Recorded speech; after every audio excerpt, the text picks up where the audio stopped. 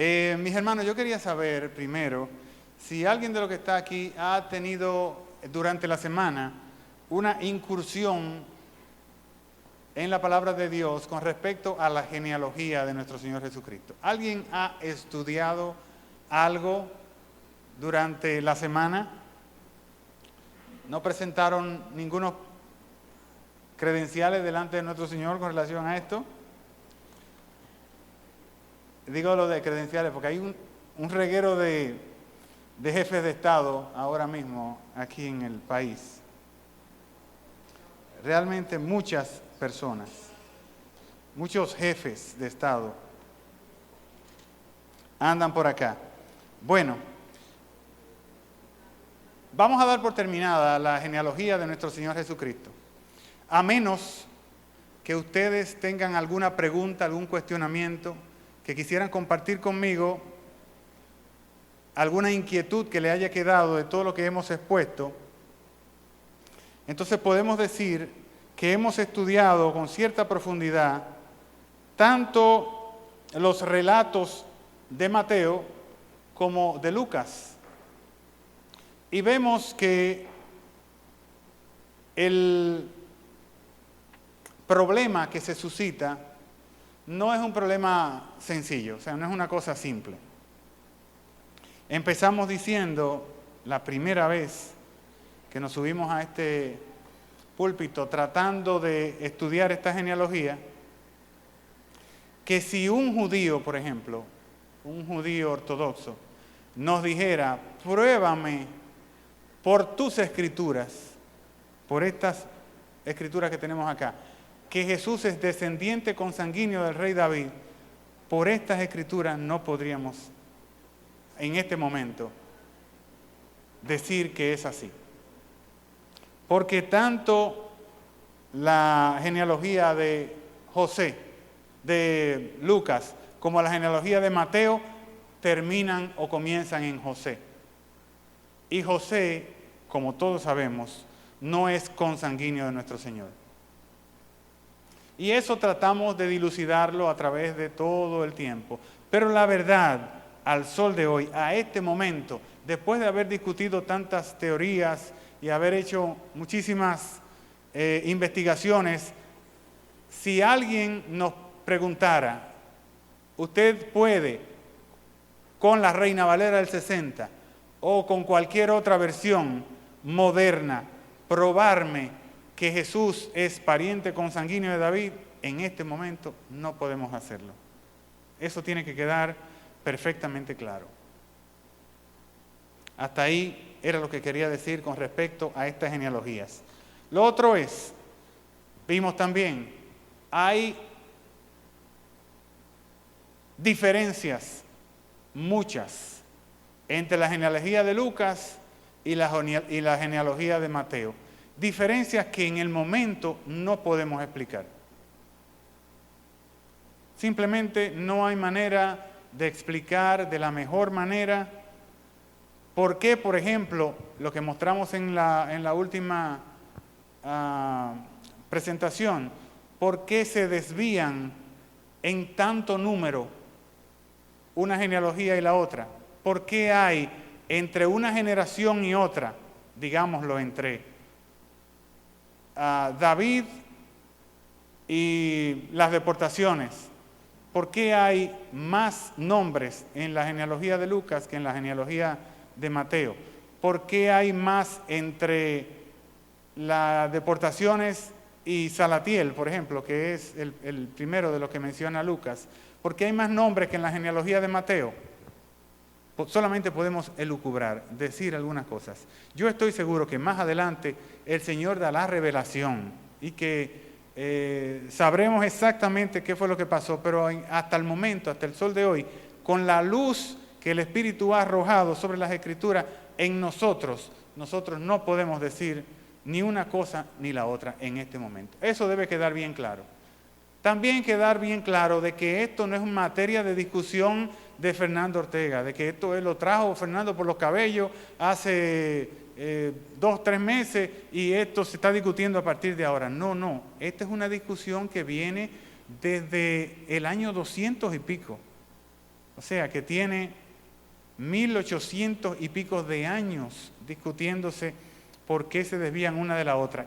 ¿Qué es cierto? ¿Y qué sí nosotros podemos tener como conclusión en este momento?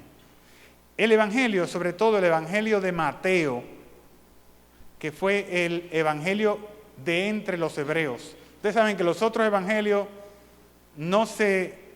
las escuelas de los evangelistas, tanto la de Marcos como la de Juan, aparecieron tardíamente, se aparecieron después del año 90, del año 100, pero la de Mateo y la de Lucas aparecen tempranamente. Estamos hablando de que fue antes del año 70, con toda certeza, porque ninguno de los evangelios relata la conquista de Tito de Jerusalén. O sea que se puede hablar sin ningún ambaje de que son evangelios, digamos que muy recientes con ellos. Y también tenemos la suerte de que este evangelio, sobre todo el evangelio de Mateo, es un evangelio que se trabajó en Antioquía, dentro del seno de los judíos. Por eso yo le decía que está dirigido fundamentalmente a los judíos. Y sabemos también que los judíos atacarían rápidamente. Si hubiese un error, si Mateo se hubiese equivocado con un nombre dentro de la genealogía, como el evangelio era tan fresco y estaba dentro de los judíos, y ellos son tan celosos de su genealogía, lo hubieran atacado de una vez. Si hubiese sabido, hubiese quedado evidencia de que ese evangelio y sobre todo esa genealogía presentaba errores, porque estaban vivos las personas que podían decir que no. Y no fue el caso. O sea, eso es un aliciente para que nosotros estemos confiados en que esta genealogía es real. La de Lucas, a mí no me cabe duda que es real, pero yo esa la tomo por fe, porque yo sé que Lucas no se ha equivocado nunca en una de las cosas que hizo, que dijo, y que más adelante, seguramente, quizás yo no lo vea, pero más adelante vamos a ver cómo esto se resuelve, y se resuelve satisfactoriamente. Ahora mismo, y Fermín lo sabe porque me dijo lo que tú dijiste, Fermín sabe que yo tengo una teoría acerca de cómo conciliarlos. Pero no solamente yo tengo una teoría, hay muchísimas teorías que tratan acerca de la conciliación de estos problemas que presenta el Evangelio. Le voy a reiterar, ¿alguien tiene alguna inquietud con respecto de esta genealogía que hemos estudiado por tanto tiempo? Mi hermano Alejandro, dígame.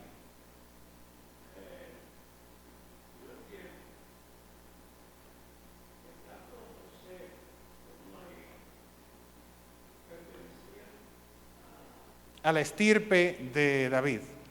Así es.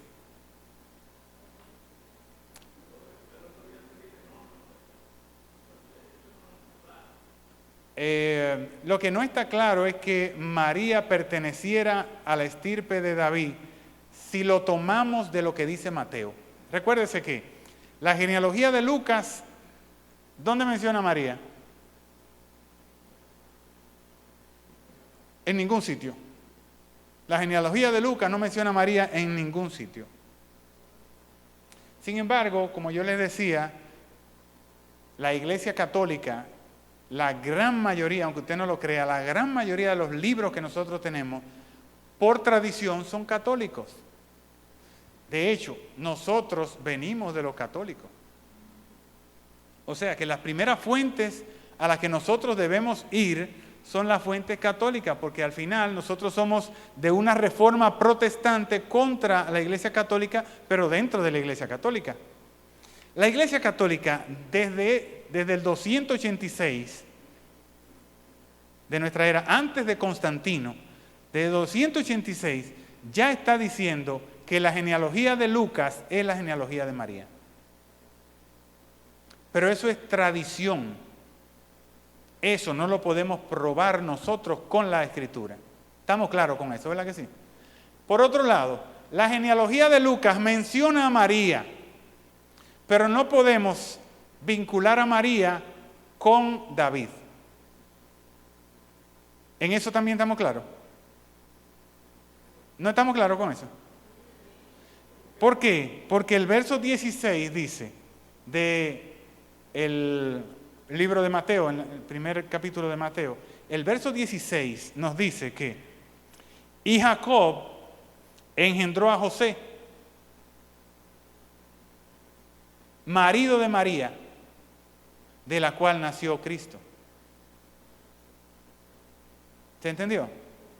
No hay manera de vincular consanguíneamente a Jesús con David, porque cuando llega José y dice textualmente marido de María, ¿cómo llega la consanguinidad entre José y Jesús?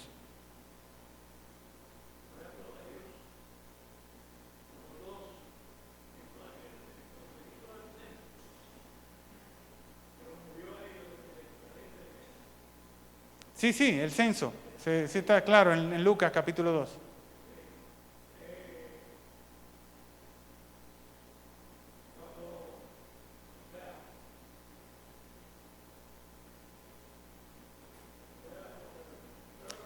La cuestión es sencilla. No se puede vincular como lo tenemos ahora. Tiene que estar claro eso. Más adelante, y yo tengo una teoría de cómo se concilia y que queda perfectamente resuelto. La expresé en la primera ponencia. Dígame, mi hermano, ahora. ¿Sí? ¿Me iba a decir algo? Levantó la mano. Pues vamos a dejar la genealogía hasta este punto, ¿verdad que sí? Nos queda muchísimo por buscar. Analizar todas las vertientes, todas las aristas de este tema es profundo, es complicado, es complejo.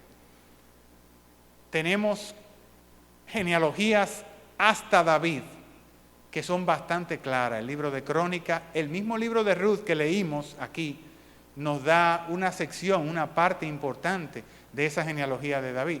Pero entonces aparecen nombres en Mateo que no podemos ligarlos directamente con esa genealogía que aparece en Ruth. Dígame, mi hermano.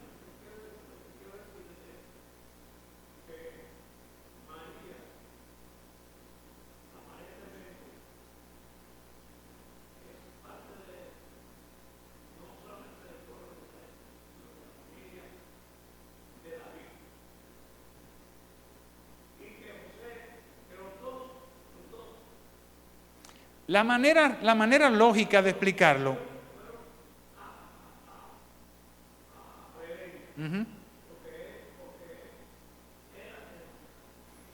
Bueno, eso no es necesariamente así. Lo que dice mi hermano es que el hecho de que fueran por el censo a Belén los dos, o a Judá los dos, es porque los dos eran de la estirpe de David, eran de Judá, hijos de Judá, o descendientes de Judá. Pero eso no es necesariamente así, porque si yo estaba casado con una de la tribu de Neftalí, y el varón que era yo era de Judá, era yo que me iba a llevar a mi mujer para allá. ¿Entiende? Porque la mujer no tenía ese valor que no sea el de portar un judío, un hebreo, pero no tenía el valor intrínseco de decir, yo soy del estirpe de fulano. ¿Entiende? Entonces, por tradición, eso no cabe. Decir, María estaba en Belén porque María le tocaba ir a Belén porque era de la tribu de Judá, eso no cabe. María estaba en Belén porque era la esposa de José y a José le tocaba ir a Belén. Eso sí podemos casi jurarlo, porque eso sí fue así. Bueno, ¿alguna otra inquietud que pudiéramos dilucidar antes de cerrar? Mira, ¿tienes algo? Ok, pues vamos a dejarlo ahí momentáneamente. Yo voy a dar un pasito un poquito más adelante. Y vamos a ver cómo termina este capítulo 1 del libro de Mateo, para hacer una especie de introducción a lo que posteriormente sería el ministerio de nuestro Señor. ¿Qué les parece? Si dejamos atrás la genealogía que está desde el versículo 1 hasta el versículo 17, y nos vamos un poquito más adelante y vemos los versículos a partir del 18, inclusive podemos meternos dentro del capítulo 2. Pero algo interesante que debo decir. Ustedes recuerdan que yo hice una introducción, y si no lo recuerdan es bueno que lo sepamos, de cómo está dividido el libro de Mateo. ¿Se acuerdan? Y yo les dije, o se los recuerdo, que el libro de Mateo está dividido en 7 secciones. Hay 7 secciones que se pueden ver con claridad dónde comienza y dónde termina cada una de ellas. La primera es una introducción y es lo que estamos leyendo. Esa introducción nos da paso a 5 secciones diferentes. Y yo les hablaba de que el número 5 tiene que ver con la visión del Pentateuco. ¿Recuerdan? Con la visión del Pentateuco que tiene Mateo acerca de cómo deben decirse las cosas. Finalmente, hay una posterior para completar, porque si hay una introducción, hay 5 cuerpos doctrinales dentro del Evangelio de Mateo. Hay un final, hay un epílogo, un cierre, y ese cierre es un poquito grande, que ya no hay discursos ni milagros, sino la interacción del Señor una vez resucitado con los apóstoles y todo eso. Esa entonces sería la parte número 7. Introducción, 5 cuerpos como el Pentateuco y la parte del final, el cierre, que serían las 5 partes. Ahora bien, Mateo, al hacer su propia introducción, yo quiero que ustedes sepan, y lo he dicho en incontables ocasiones, que Mateo habla para los judíos. Y como habla para los judíos, siempre va a hablar alegóricamente, haciendo anotaciones claras, versátiles, que indiquen primero la intención de Mateo, que desde el principio, como dice, libro de la genealogía de nuestro Señor Jesucristo, hijo de Abraham, hijo de David. Desde el principio vemos las intenciones de Mateo, llevándolo hacia el judaísmo, enseñándoles, mostrándoles con claridad que Jesús es la promesa de Abraham en David. Ahora bien, además de David y además de Abraham, ¿a qué otra cosa respetaban los judíos? ¿Qué otros personajes realmente respetaban los judíos como para hacer que sus palabras fueran dignas?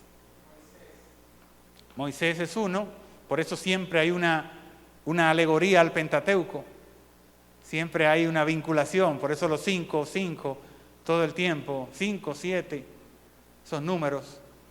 Pero ¿qué otros personajes también eran importantes para los judíos? Dígame. Abraham, por eso lo señala como genealogía de Abraham. ¿Qué otra cosa eran importantes para los judíos? Además del Pentateuco, además de David, de Abraham, los profetas. Los patriarcas y los profetas. Aquí aparecen, en lo que vamos a leer en adelante, aparecen 5 alusiones a los profetas. Vamos a leerla. Nos va a tocar leer mucho esta noche. Ojalá nos alcance el tiempo. El nacimiento de Jesucristo fue así. Versículo 18. Libro de Mateo, capítulo 1. ¿Ya lo encontraron? El nacimiento de Jesucristo fue así. Estando desposada María, su madre, con José, antes que se juntasen, se halló que había concebido del Espíritu Santo. José, su marido, como era justo y no quería infamarla, quiso dejarla secretamente. Y pensando él en esto, he aquí un ángel del Señor le apareció en sueños y le dijo: José, hijo de David. No temas recibir a María tu mujer, porque lo que en ella es engendrado del Espíritu Santo es. Y dará a luz un hijo y llamará su nombre Jesús, porque él salvará a su pueblo de sus pecados. Versículo 22. ¿Alguien quiere leerlo por mí?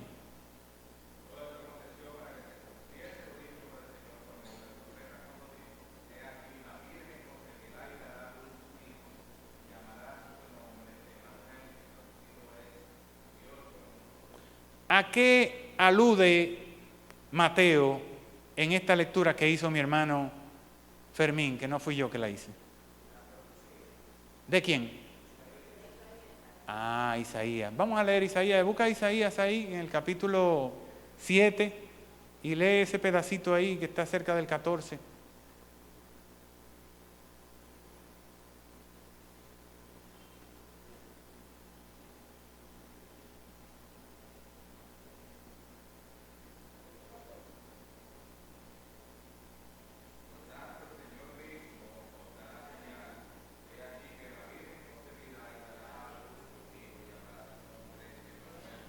¿Por qué nuestro Señor no se llama Emmanuel?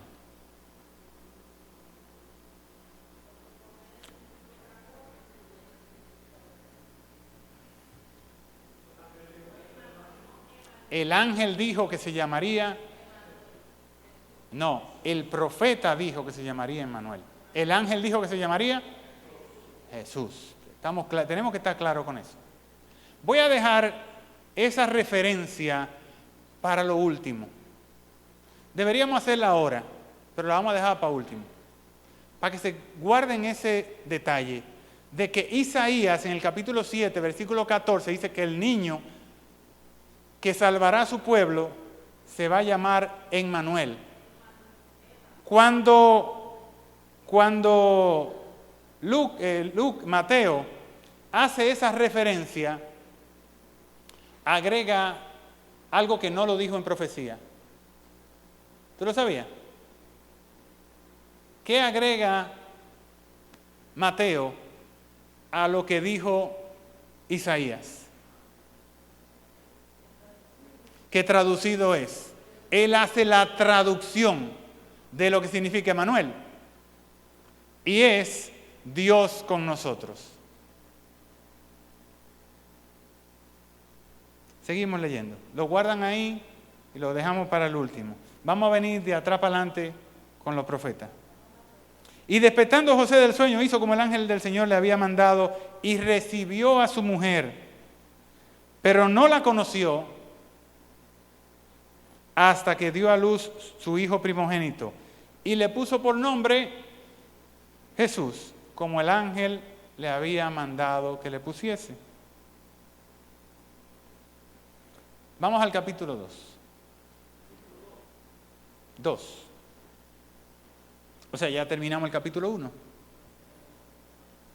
Cuando Jesús nació en Belén de Judea, en días del rey Herodes, vinieron del oriente a Jerusalén unos magos diciendo: ¿dónde está el rey de los judíos que ha nacido? Porque su estrella hemos visto en el oriente y venimos a adorarle. Oyendo esto, el rey Herodes se turbó y toda Jerusalén con él. Versículo 4.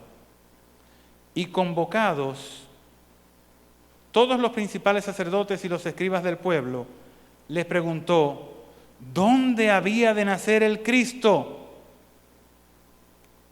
En el 5 dice: ellos dijeron: en Belén de Judea, porque así está escrito por el profeta. Esa palabra profeta es la segunda vez que aparece después de la genealogía.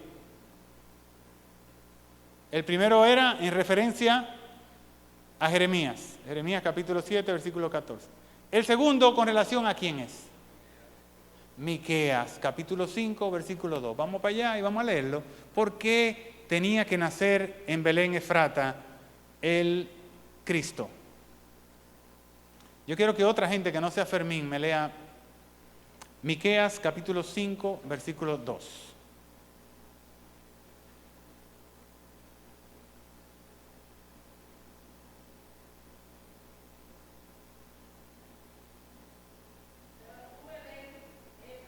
Efrata.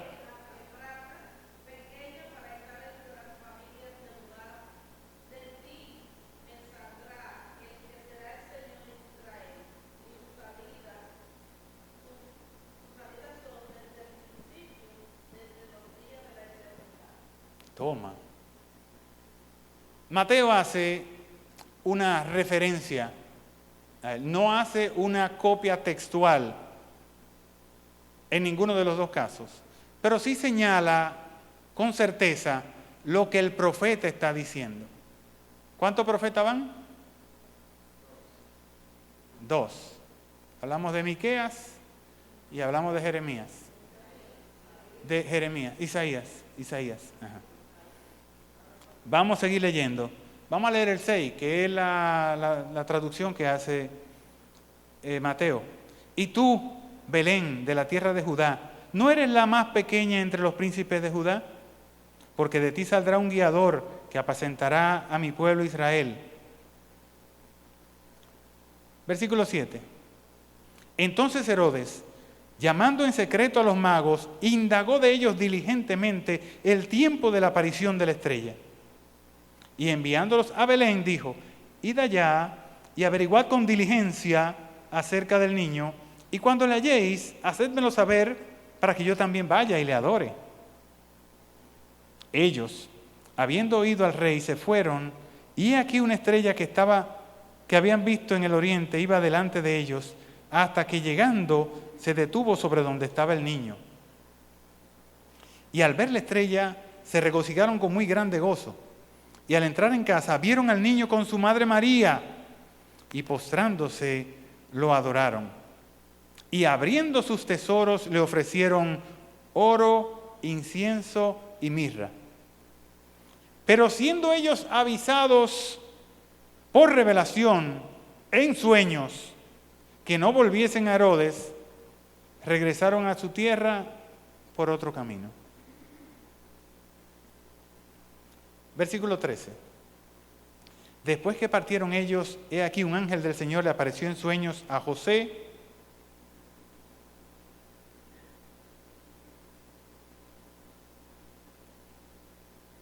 y dijo, este sería el segundo sueño de José: huye a Egipto y permanece allá hasta que yo te diga, porque acontecerá que Herodes buscará al niño para matarlo. Y él, despertando, tomó de noche al niño y a su madre y se fue a Egipto. Y estuvo allá hasta la muerte de Herodes, para que se cumpliese lo que dijo el Señor por medio del profeta. ¿Cuántas veces ha aparecido esta palabra? Esta es la tercera palabra. Yo quiero que alguien me busque por ahí a Oseas capítulo 11, versículo 1, en lo que yo sigo leyendo. Oseas capítulo 11, versículo 1. Herodes entonces, cuando se vio burlado por los magos, se enojó mucho y mandó matar a todos los niños menores de 2 años que había en Belén y en todos los alrededores, conforme el tiempo que había inquirido de los magos. Entonces se cumplió lo que dijo el profeta Jeremías, cuando dijo, Jeremías, capítulo 31,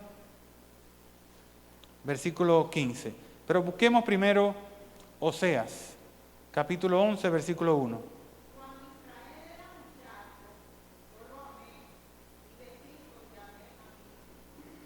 Ok. ¿A dónde mandó el ángel que llevaran al niño?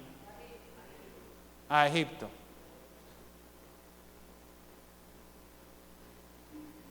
¿De dónde entonces tendría que venir el niño? De Egipto. Siempre dentro de los judíos se había hecho, o sea, esta profecía de Oseas, hasta el momento en que la revela Mateo, no era una profecía mesiánica. No era una de las profecías que se contaban como que, el libro dice que el Hijo de Dios iba a venir de Egipto. Porque siempre se creyó, hasta la revelación de Mateo, siempre se creyó que cuando el profeta decía eso, no lo decía de Jesús, lo decía de su pueblo. Porque ¿quién vino de Egipto? Todo Israel, el Hijo de Dios, el pueblo de Dios. Entonces siempre se pensó, lo que Oseas quiso decir ahí es lo que ya pasó, lo que pasó con todo el pueblo hebreo, que al final nosotros somos los hijos de Abraham, nosotros somos los hijos de Israel. Entonces cuando el Señor llama a su hijo de Egipto, es lógico que no está llamando a ningún muchacho, Él está llamando al pueblo de Israel, que somos nosotros. ¿Entiendes? Hasta que esto aparece, nadie ha pensado que esto es una profecía mesiánica, la profecía de Oseas. Oseas es el número. ¿Quién fue que leyó Oseas? ¿Usted? ¿Qué número era? No. ¿Qué número es usted dentro de los profetas? El 3. ¿Cuál es el primero? Fermín. ¿Y el segundo? Ya se me olvidó. El segundo es Cristina. El tercero entonces, ¿quién fue que leyó? Altagracia. Ok, ya tenemos 3. El cuarto, lógicamente, es Jeremías, porque ya dijimos que la palabra profeta apareció en Oseas. No lo menciona, pero dice, cuando el profeta dijo, llamaré a mi hijo desde Egipto, dice profeta, dice la palabra profeta. Y la otra palabra que dice profeta es cuando dice el profeta Jeremías. ¿Verdad que sí? ¿Dónde está eso? En Jeremías capítulo 31, versículo 15. Entonces se cumplió lo que fue dicho por el profeta Jeremías cuando dijo, voz fue oída en Ramá, grande lamentación, lloro y gemido. Raquel que llora a sus hijos y no quiso ser consolada porque perecieron. Está hablando, dígame, de la matanza de los niños. Pero también hasta este momento, ¿de quién ustedes creen que estaba hablando? Cuando fue escrito por Jeremías, año 500, cerca del año 600 antes de la destrucción completa de Jerusalén. O sea, que todos lo veían como una promesa que se iba a cumplir con la destrucción de Jerusalén o con la cautividad de Judá, que se dio un par de años después. O sea, que nunca se vinculó esta promesa de Jeremías, esta profecía de Jeremías, con alguien o con una matanza posterior a la captura de Nabucodonosor de las tribus restantes, las 2 tribus que quedaban, la tribu de Benjamín y la tribu de Judá. ¿Se entendió? No. Dígame, mi hermano, aclárelo. Ajá. ¿Tú quieres el micrófono para que se grabe bien ahí? Dale, venga, echa para acá. Lo interesante es que, con lo que yo decía, Mateo construye su marco referencial en función a 5 profetas. Ya hemos visto 4. Sí, lo que pasa es que hay algunas profecías que tenían una doble implicación. Pero que lo que yo señalo es que nadie pensó en la de Oseas, nadie pensó. Sí, de acuerdo. Yo lo que quería aclarar. No es mesiánico. Eso tiene que ver ya con algo que pasó o con algo que va a pasar más adelante, pero no es mesiánico. Pero bueno, lo que quería añadir era eso, que lo más seguro que tenía una implicación en ese momento y que tenía una implicación posterior. Hay muchas profecías, por ejemplo, cuando se habla de Satanás, hablaba de un rey que existía en ese momento, mas sin embargo tenía una implicación, obviamente, posterior al enemigo. Magnífico. Lo interesante es que en la profecía de Oseas señala que al niño al que llamaba no podía ser Israel, porque ese niño estaba en el Señor antes de la fundación del mundo. Habla de la eternidad, lo que usted leyó, habla de la eternidad, que estaba allá con Dios en la eternidad. Entonces, ¿Estaba el pueblo de Israel en la eternidad con Dios? O sea, es algo como que se le había escapado, porque ahora, a la luz de todo el espíritu que nosotros tenemos, nosotros vemos claro que no está hablando del llamado al pueblo de Israel, ¿verdad que no? Se puede decir que esa profecía de Oseas es del pueblo de Israel.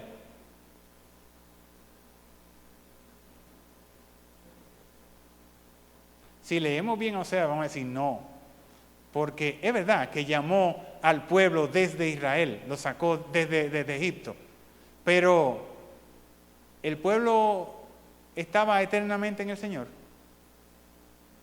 Y ahí se habla que Él llamó a su Hijo, que estaba con Él desde la eternidad. Bueno, no vamos a seguir porque se me acaba el tiempo y tenemos que llegar al último de los profetas, al último de la palabra profeta que se ve aquí.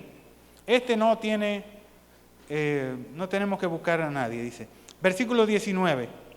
Después de muerto Herodes, he aquí un ángel del Señor apareció en sueños a José en Egipto, diciéndole, levántate, toma al niño y a su madre y vete a tierra de Israel, porque han muerto los que procuraban la muerte del niño. Entonces se levantó y tomó al niño y a su madre y vino a tierra de Israel. Pero oyendo que Arquelao reinaba en Judea en lugar de Herodes, su padre, tuvo temor de ir a la tierra de Herodes, o sea, al pedazo de Jerusalén, a Judea, o al pedazo de Arquelao, porque ya Herodes ya no existía, el que existía era Arquelao. Voy a leer el versículo 22 de nuevo. Pero oyendo que Arquelao reinaba en Judea en lugar de Herodes, su padre, tuvo temor de ir allá, pero avisado por revelación en sueños, se fue a la región de Galilea y vino y habitó en la ciudad que se llama Nazaret, para que se cumpliese lo que fue dicho por los profetas. La palabra profeta aparece aquí, no señala a ninguno en especial, pero aparece ¿cuántas veces? Ahora aparece 5 veces la palabra profeta. ¿Y qué habían dicho los profetas en reiteradas ocasiones? Que el tipo iba a ser nazareno. ¿Qué significa eso? ¿Alguien tiene idea de por qué nazareno? No es nazareo, es nazareno. Hay una diferencia grandísima en lo que es un nazareo y otro que es un nazareno. Porque saldría de Nazaret. ¿Pero qué significa eso? Eso está muy bien. Lo que tú dijiste es lo correcto. Salió de Nazaret. ¿Pero qué significa eso? ¿Qué era lo que los profetas habían dicho? Ahí hay un asunto que es más, ¿cómo que se llama la figura poética esa? Que tú estás diciendo una cosa, pero lo que quiere decir es otra. Los que saben de poesía aquí, díganme. La figura esa, que yo estoy diciendo una cosa, pero uso otra para decirlo. Una metáfora. Sí, esto es una metáfora. Lo que pasa es que en hebreo, Nazaret viene de Netzer. Netzer es retoño. ¿Entienden? Voy de nuevo. La palabra que nosotros traducimos como Nazaret, en hebreo es Netzaret o Netzer, con T, Netzer. Y Netzer lo que quiere decir es retoño, brote. Esto es poesía, porque va a salir un niño que es como un retoño de Judá. Para ver esto tenemos que ver, y ya lo he dicho en otras ocasiones, cómo se plantan los olivos. Los olivos tienen semilla, ¿verdad que sí? cuidado si usted se come una semilla de olivo. Yo no conozco a nadie que se come una semilla de olivo, o que se la haya comido, ni nada por el estilo. Porque no es una semilla, le dicen un hueso. Es durísimo. Tiene forma de un balón de fútbol americano. Si usted agarra esa semilla y la mete en la tierra, no hay manera de que dé olivo. De que dé olivo. Usted agarra la semilla del olivo y la mete en la tierra, en la semilla del olivo, la mete en la tierra, y usted se cansa de esperar que dé semilla, que dé el árbol y no lo da. Porque el olivo, de donde nace, es de que aquí hay una mata de olivo y las raíces del olivo salen a buscar por ahí. Y entonces por allá sube un retoño y esa es la mata de olivo que viene después. ¿Entendieron? Entonces, en hebreo, eso es netzer. ¿Se entendió? El retoño del olivo real, lo que sale como olivo nuevo, ese es el netzer. Y él es el Netzaret. Por eso iba a ser llamado Nazareno. Por eso tenía que venir desde Nazaret. ¿Se entendió? Perfecto. Entonces vamos a leerlo ahora entero, ese pedazo, desde el 13 hasta abajo, para ver todos los profetas que están involucrados ahí. Vamos a dejar uno atrás, pero vamos a ver todos los profetas que están involucrados ahí y vamos a cerrar. Adelante, mi hermano. Ajá. Ahí está. ¿Se entendió eso? Eso está mejor todavía. De Isaí. ¿Quién es Isaí? El padre de David. Del padre de David, que es el tronco real, saldrá una rama, ¿verdad? Saldrá una raíz que se convertirá en el verdadero olivo. ¿Ven? Y eso tiene vinculaciones más allá, porque ¿dónde sufrió nuestro Señor antes de ser castigado? En el Monte de los Olivos. ¿Cómo se llamaba el Monte de los Olivos? ¿El nombre hebreo de eso cuál es? Getsemaní. Getsemaní es una prensa de olivos. Getsemaní es donde le sacan el aceite al olivo. Entonces, es el mismo Señor que va a que le saquen el aceite a Él en oración para que nosotros tengamos esa comunión ahora. O sea, eso tiene muchas implicaciones, eso que leyó mi hermano Fermín, y que estamos tratando de vincularlo con lo que ya había visto el profeta o los profetas, y que menciona entonces Mateo en su introducción 5. Ese número es muy chulo, ¿verdad? En Mateo tiene muchas implicaciones, 5 versiones, 5 profetas, 5 todo, para señalar que todo cuanto iba a sucederle al Señor, no solamente tenía vinculación con David y con Abraham, sino que los profetas venían hablando de él clara y responsablemente. Entonces vamos a leerlo rápidamente. Versículo 13, ya para cerrar. Después que partieron ellos, he aquí un ángel del Señor apareció en sueños a José y dijo: levántate y toma al niño y a su madre y huye a Egipto y permanece allí hasta que te diga, porque acontecerá que Herodes buscará matar al niño. Y él, despertando, tomó de noche al niño y a su madre y se fue a Egipto. Y estuvo allá hasta la muerte de Herodes, para que se cumpliese lo que dijo el Señor por medio del profeta, cuando dijo: de Egipto llamé a mi hijo. Entonces Herodes, cuando se vio burlado por los magos, se enojó mucho y mandó a matar a todos los menores de 2 años que había en Belén y en todos sus alrededores, porque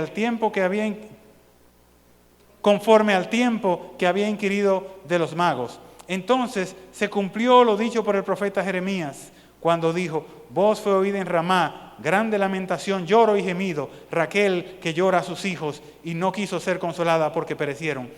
Pero después de muerto Herodes, he aquí un ángel del Señor apareció en sueños a José en Egipto, diciendo: levántate, toma al niño y a su madre y vete a tierra de Israel, porque han muerto los que procuraban la muerte del niño. Entonces él se levantó y tomó al niño y a su madre y vino a tierra de Israel. Pero, oyendo que Arquelao reinaba en Judea en lugar de Herodes, su padre, tuvo temor de ir allá.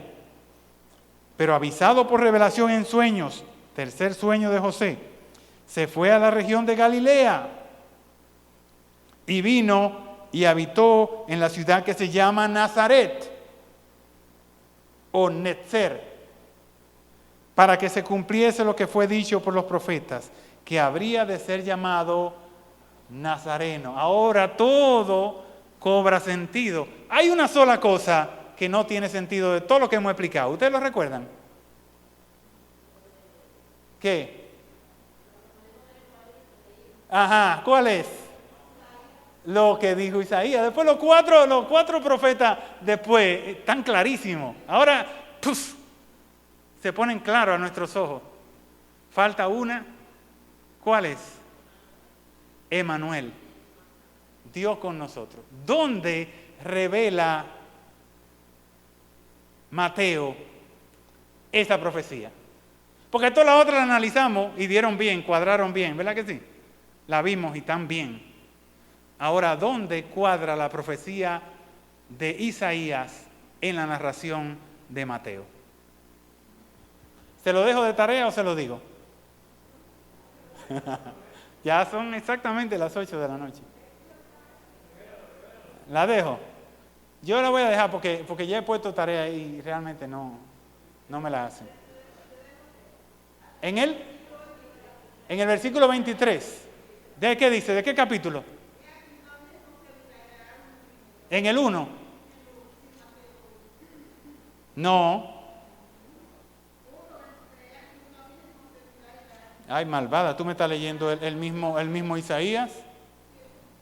Yo te estoy diciendo que dónde tiene cumplimiento, porque los otros ya hemos visto que tienen cumplimiento. Me estaba refiriendo al mismo Jeremías. Dime en Lucas, en Mateo, ¿en dónde se da eso? Yo se lo podía dejar de tarea, pero como en 10 años no lo van a encontrar. No, vamos a ver cuáles fueron las últimas palabras de nuestro Señor. ¿Alguien sabe las últimas palabras de nuestro Señor después de la resurrección, cuando ya se va? ¿Qué fue lo último que dijo?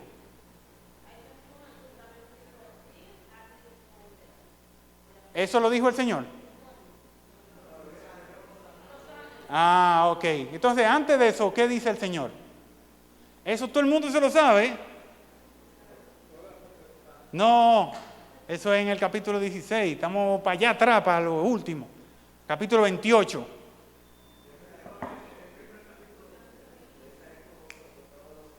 Ya, no diga más nada. Ese es el cumplimiento del primero de los profetas que hace Mateo. ¿Lo oyeron ahí?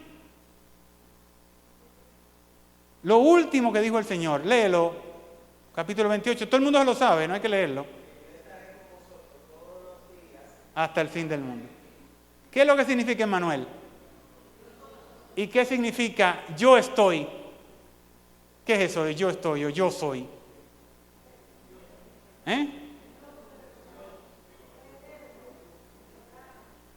Yo estoy con vosotros todos los días. Que Dios les bendiga. Buenas noches.